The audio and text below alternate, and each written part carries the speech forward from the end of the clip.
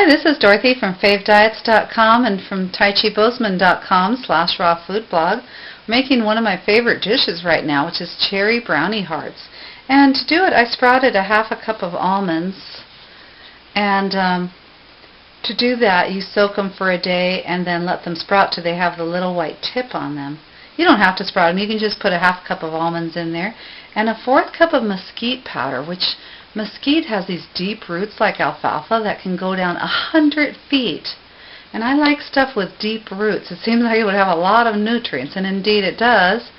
It's a very sweet molasses taste. So I know you're used to thinking of mesquite for barbecues and stuff, but in cooking, especially desserts, it tastes really good.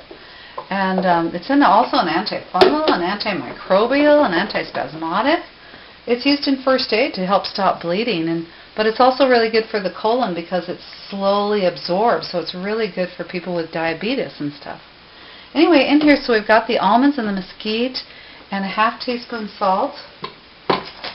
And then next we're going to add 3 tablespoons of cacao nibs. And this recipe is from Phyo, and she's such a great cook, or a raw foodist. I changed it a little bit, so you'll see my recipe underneath there. And then 2 tablespoons of coconut oil and a little vanilla powder. Coconut oil, 2 tablespoons, and a dash of vanilla powder. And if you don't have vanilla powder, of course, you can use vanilla extract. And then we're going to process that. So you do this first until it's crumbly, which I showed you. And now we'll just do this for a few seconds.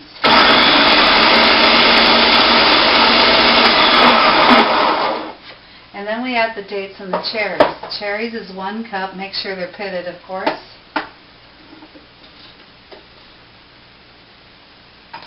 And the dates, now you soak your dates in water so that they're nice and soft. And then drain off the water and save it in case you want your dough to be a little bit more moist. And of course, make sure those are pitted as well. That was a half a cup of dates.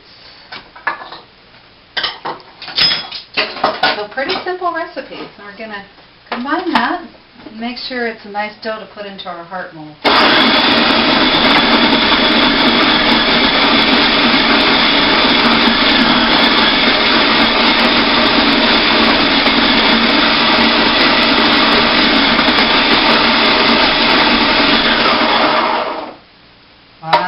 So good.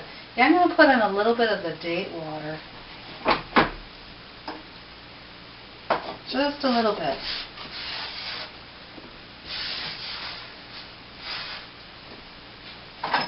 Do it maybe 10 more seconds.